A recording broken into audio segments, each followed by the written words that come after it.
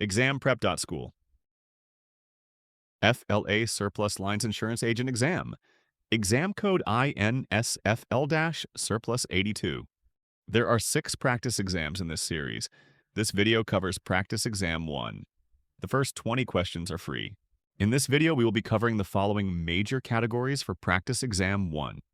Agent licensing, agent responsibilities, Florida laws and rules, pertinent to surplus lines insurance and general administration, eligibility, property and casualty fundamentals, surplus lines principles and market access. Let's walk through the format. I'll read each question and its choices, but let's get started. Question 1. Which of the following most accurately defines a surplus lines insurer as per Florida Statute Section 626.914? A. An insurer without a Florida Certificate of Authority that meets the Office of Insurance Regulations capital and surplus requirements and is listed as an eligible surplus lines insurer. B. A domestic insurer licensed to transact admitted property and casualty lines in Florida and subject to all Office of Insurance Regulation filing and financial oversight requirements. C. A risk retention group chartered under the Federal Liability Risk Retention Act to provide liability coverage for members, whether or not admitted by the state. D. An insurance agent maintaining surplus capital and underwriting authority to place high-risk accounts directly without securing prior approval from Florida regulators. A countdown circle appears in the top right. Once it completes, the answer is revealed. You can pause at any time if you'd like longer to think. If you'd like additional practice covering more topics, see the description for our book.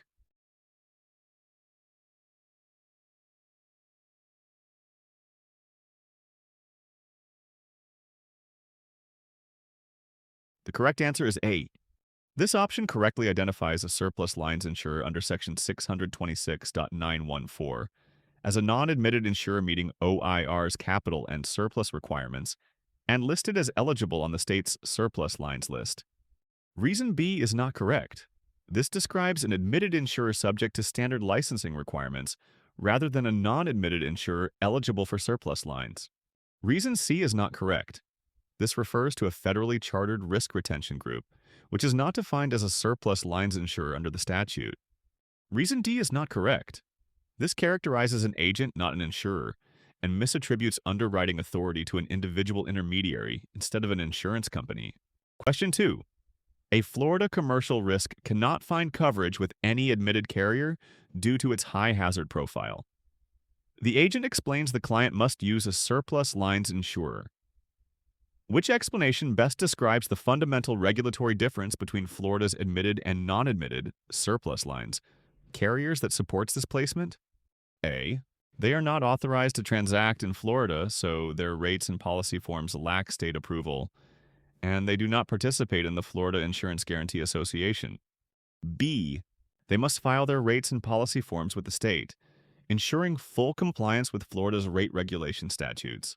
C. They are backed by the State Guarantee Fund, providing policyholders with insolvency protection equivalent to admitted carriers. D. They hold a certificate of authority and can only write surplus lines on risks appearing on Florida's approved export list.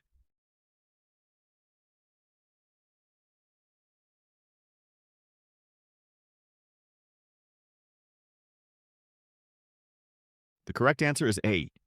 The correct answer is the one stating that non-admitted carriers lack state authorization for their rates and forms and do not participate in the State Guarantee Fund, which is the core regulatory distinction enabling surplus lines placement. Reason B is not correct. Non-admitted carriers do not file or obtain prior approval for rates and forms with the state, so stating they do is incorrect. Reason C is not correct.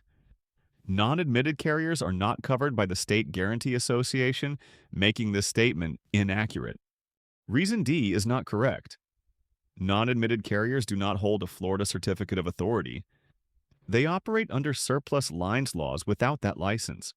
Question 3. Which of the following best describes the primary purpose of Florida's surplus lines export list for surplus lines placements? A. To enumerate domestic insurers authorized to write surplus lines coverage without supplemental due diligence. B.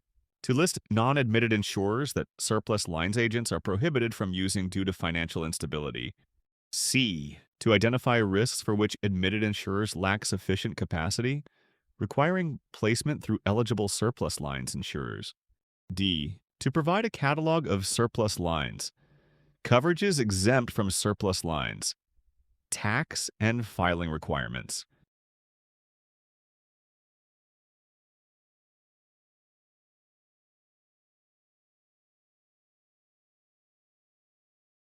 The correct answer is C.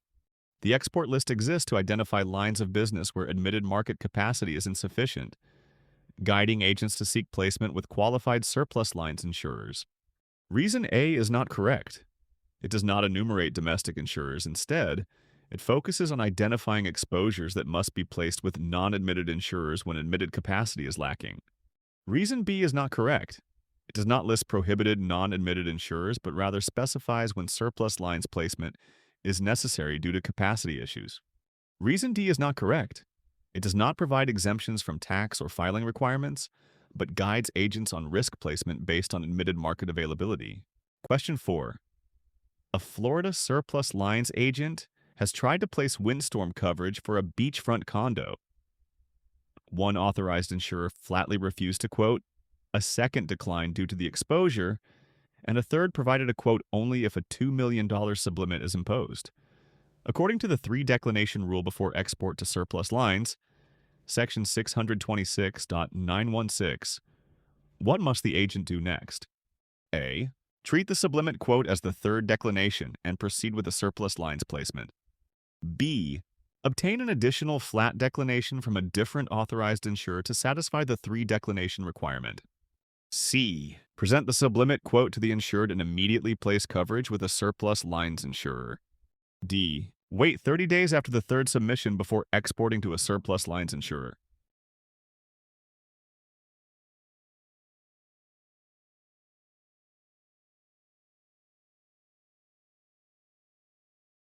The correct answer is B. The three-declination rule requires 3 flat declinations from authorized insurers before placing coverage with a surplus lines insurer. Conditional offers or sublimits do not count as declinations under Section 626.916. Reason A is not correct. It is incorrect because a sublimit quote does not count as a flat declination and cannot satisfy the requirement. Reason C is not correct. It is incorrect because surplus lines placement cannot proceed until 3 documented flat declinations are obtained. Reason D is not correct. It is incorrect because there is no statutory waiting period after a conditional quote before exporting to surplus lines. Question 5. In soft market conditions of the property casualty insurance cycle, which feature most directly promotes the growth of surplus lines insurers? A. Underwriting capacity tightens, leading to upward pressure on premiums. B. An oversupply of underwriting capacity drives premium rates below insurer targets. C. Stagnant market demand causes a reduction in overall premium volume. D. Declining loss ratios boost insurer profitability and market retention.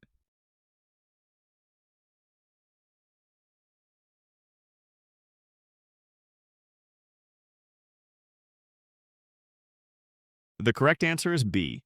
Soft market conditions are characterized by excess capacity and downward pressure on premiums, prompting insureds to seek coverage options through surplus lines.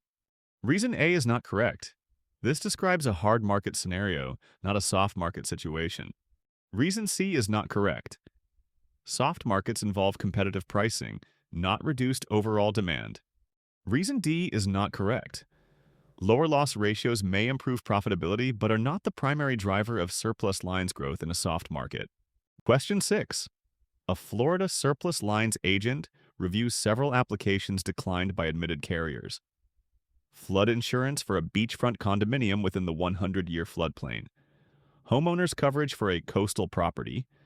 Medical malpractice insurance for a specialist surgeon. And commercial auto liability for a high-risk driver with multiple DUI convictions.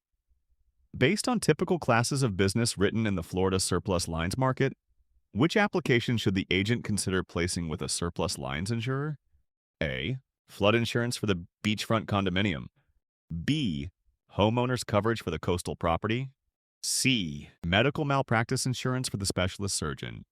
D. Commercial auto liability for the high-risk driver.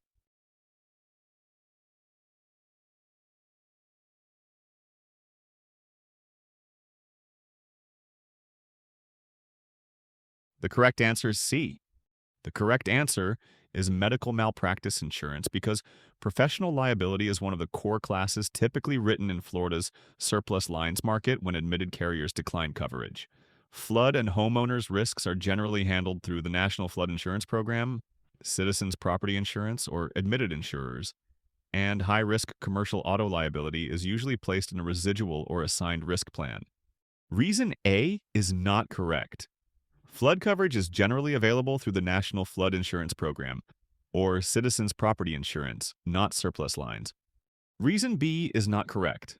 Homeowners' exposures like coastal properties are typically placed with admitted carriers or citizens, not surplus lines. Reason D is not correct.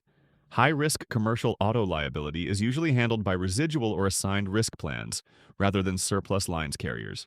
Question 7. Indirect property loss differs from direct property loss because it involves A. Physical damage to the insured property. B. Loss of rental income caused by a covered peril. C. Cost to repair or replace a damaged structure. D. Fire damage resulting directly from an insured peril.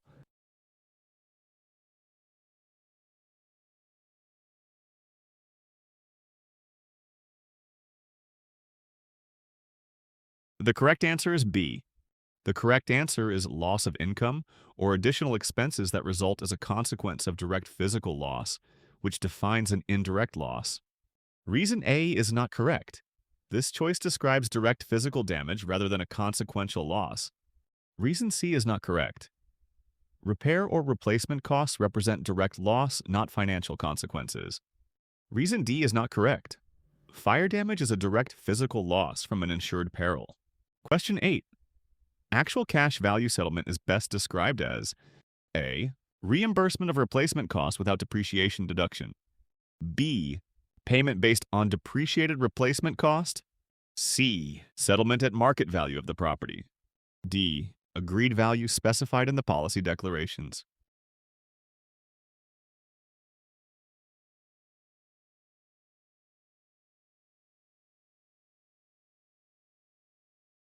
The correct answer is B. The correct answer is the replacement cost minus depreciation, which defines actual cash value in property insurance. Reason A is not correct. This describes replacement cost coverage, which does not deduct depreciation. Reason C is not correct. Market value is not used in calculating actual cash value under standard policies. Reason D is not correct. Agreed value is a separate valuation method set by the insurer and insured. Question 9. Which statement correctly distinguishes the coverage trigger of an occurrence liability form from that of a claims-made liability form? A. Occurrence policies only cover injury events that occurred during the policy period if the claim is made within that same period, whereas claims-made policies cover events that occurred during the policy period regardless of when the claim is reported. B. Occurrence policies cover injuries occurring during the policy period regardless of when the claim is reported, whereas claims-made policies cover claims first made during the policy period without regard to when the injury occurred, and they do not include a retroactive date requirement.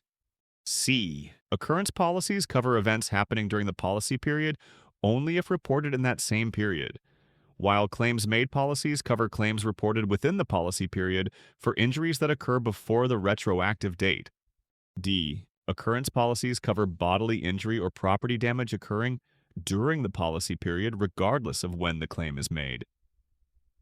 Claims-made policies cover claims first made during the policy period for covered events that occur on or after the retroactive date.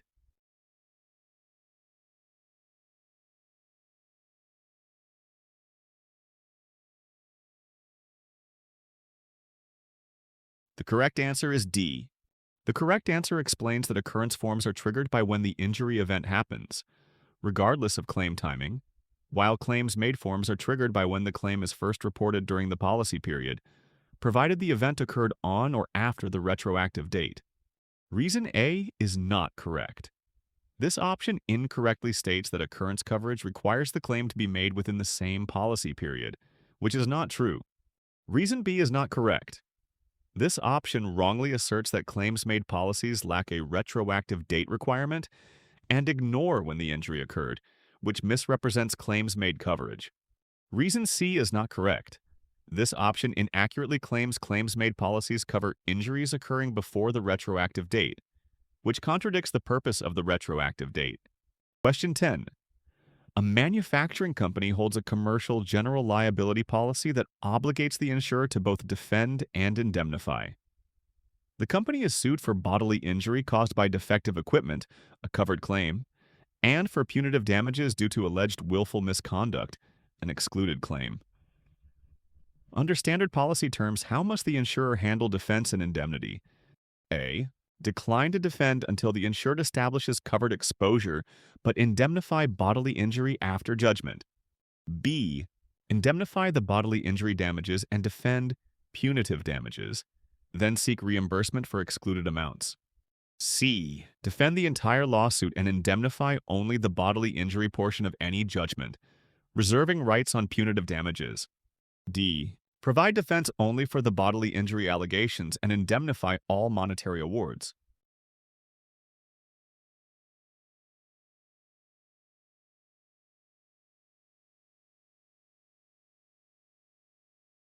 The correct answer is C.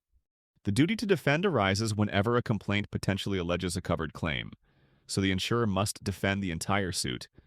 But the duty to indemnify applies only to amounts actually covered under the policy, excluding punitive damages. Reason A is not correct. This delays the defense until coverage is established, but duty to defend is broader and attaches upon filing of a potentially covered claim. Reason B is not correct. This suggests defending excluded punitive claims, but punitive damages are excluded and defense is not required for those allegations. Reason D is not correct. This limits defense to covered allegations only.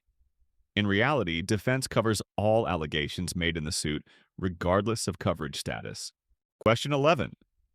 Under Florida Statute Section 626.918, an alien insurer seeking eligibility as a surplus lines insurer must maintain a surplus to policyholders of at least A. $262 million, B. $150 million, C. $200 million, D. $350 million.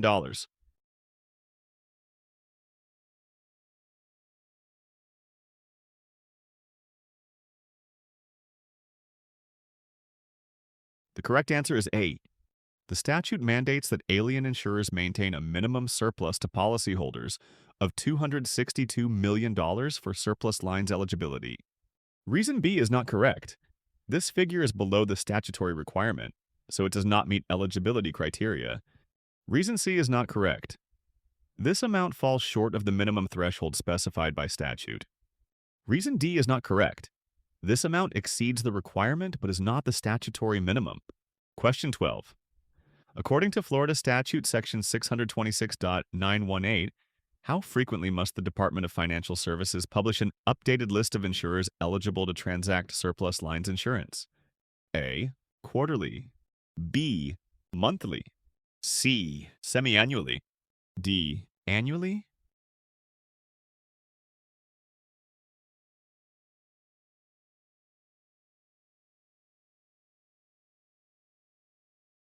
The correct answer is A. The statute requires the Department of Financial Services to publish the eligible surplus lines insurer list on a quarterly basis to ensure timely updates. Reason B is not correct. Monthly publication is not mandated by the statute. Reason C is not correct. Semi-annual updates do not meet the statutory frequency requirement. Reason D is not correct. Annual publication is less frequent than the quarterly requirement. Question 13. As required under Florida Statute Section 626.918 for demonstrating good repute and financial integrity, an insurer must furnish which of the following? A. Evidence of a reinsurance trust fund. B. A letter of financial support from a parent entity. C. Unaudited management accounts. D. An annual audited financial report prepared by an independent CPA.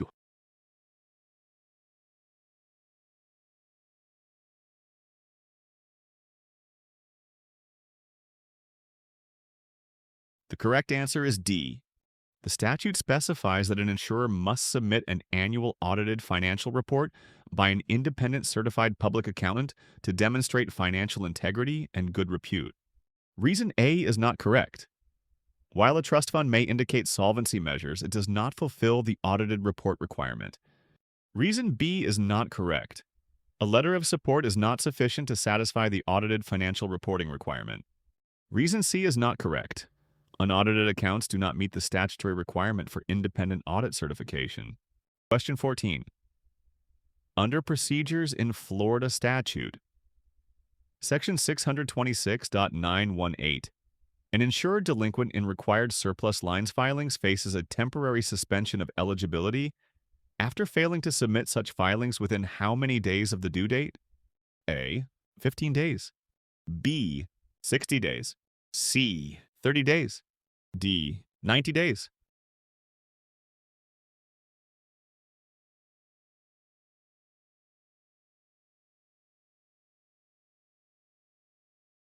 The correct answer is B. The statute provides that eligibility is temporarily suspended if required filings remain delinquent 60 days after their due date until compliance is restored. Reason A is not correct. 15 days is too brief and not consistent with the statute's specified suspension period. Reason C is not correct.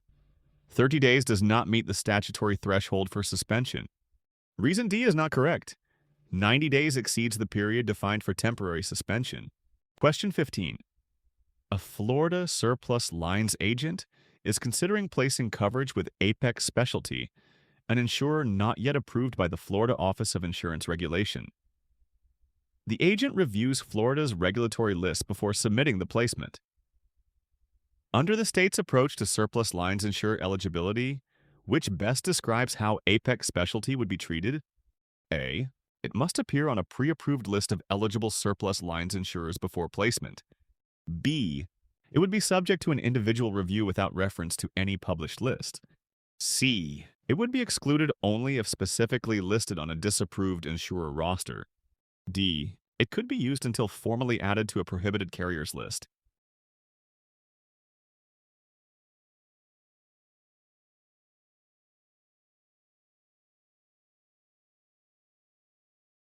The correct answer is A. Florida requires surplus lines insurers to be pre-approved by the Office of Insurance Regulation and published on an authorized list, a whitelist, before agents can place coverage, ensuring solvency oversight and consumer protection. Reason B is not correct. Florida maintains a published approved list rather than relying solely on individual reviews without any list. Reason C is not correct.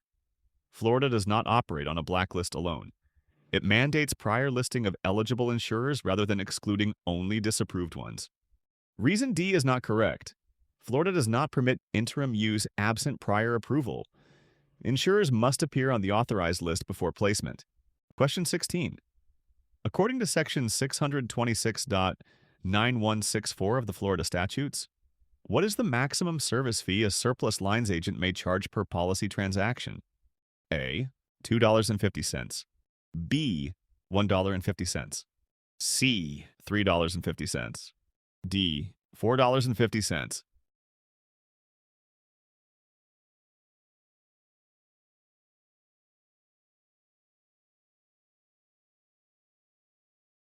The correct answer is A.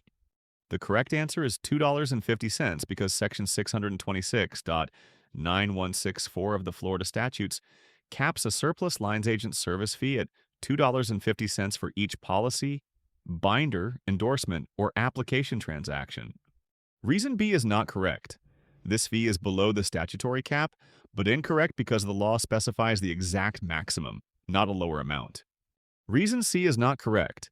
This fee exceeds the statutory limit set by statute and therefore is not permissible. Reason D is not correct. This amount is above the maximum service fee allowed under the statute, making it incorrect. Question 17. Under Florida surplus lines regulations, which of the following actions constitutes an unlawful rebate of service fees to an assured? A. Offering a reduced service fee for credit card payments. B. Bundling the service fee into the policy premium for administrative ease. C. Refunding a portion of the service fee after a claims-free year. D. Applying the service fee as a credit toward next year's premium.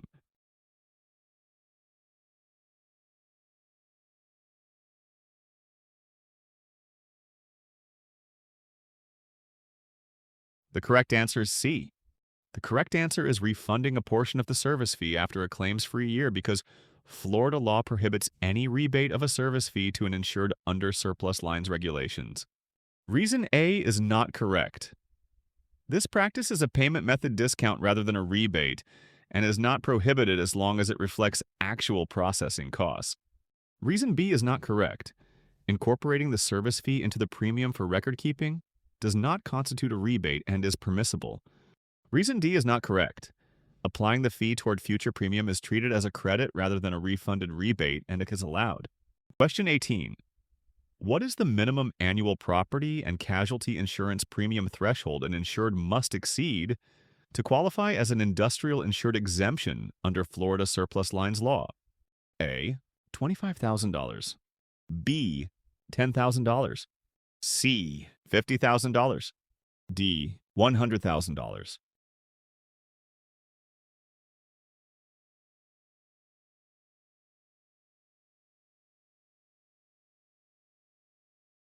The correct answer is A. The correct answer is $25,000 because Florida surplus lines law defines an industrial insured exemption as one whose most recent annual property and casualty premium exceeds $25,000. Reason B is not correct. This amount is below the statutory threshold and does not meet the exemption criteria. Reason C is not correct. While higher than the threshold, this figure is not the specific minimum required by law. Reason D is not correct. This premium level far exceeds the actual threshold and is not the minimum defined by statute. Question 19. An agent secured surplus lines coverage for a commercial builder's risk policy in Florida after receiving only 2 declinations from authorized insurers and then exported the coverage via the SLIP system. According to Florida surplus lines law, what is the consequence of exporting without obtaining 3 declinations? A. The policy can proceed if approved by a federally chartered surplus lines insurer. B. The filing is valid, but the agent faces a penalty for a late export submission. C. The SLIP system does not reject but accepts invalid filings until manually corrected. D. The export filing is considered invalid until a 3rd declination is documented.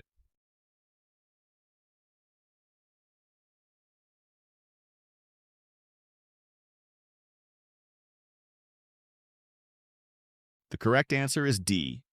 The correct answer is that the export filing is invalid until a 3rd declination is documented because Florida law requires evidence of 3 declinations from authorized insurers before a surplus lines export can be filed. Reason A is not correct. Approval by a federal surplus lines insurer does not replace the 3 declination requirement. Reason B is not correct. Coverage validity does not change. The issue is invalid filing rather than a late filing fee. Reason C is not correct. The SLIP system does not accept invalid filings. The filing is deemed invalid until compliance. Question 20. An agent binds Florida surplus lines coverage on May 1st and manually enters the export filing date as May 1-inch the SLIP system. But the SLIP system timestamps the submission as May 3rd. For compliance with Florida surplus lines regulations, which date determines the timely filing? A. The date manually entered by the agent in the SLIP system. B. The policy effective date noted on the binder. C. The date the insurer acknowledges the filing.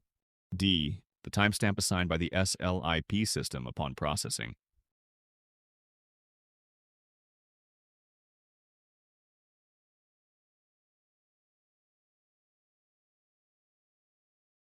The correct answer is D. The correct answer is that the timestamp assigned by the SLIP system upon processing governs filing timeliness, as Florida law relies on the official system-generated date rather than manual entries or insurer acknowledgments. Reason A is not correct. Manual entries are not official. The system timestamp is controlling. Reason B is not correct. The policy effective date does not determine export filing compliance. Reason C is not correct. Ensure acknowledgements are not used to establish timely filing dates. Enjoyed this practice test? Tap like, hit subscribe, and share it with a classmate. Got a question we should tweak? Comment below. We read them all. Find full practice exam books in the description or at ExamPrep.School.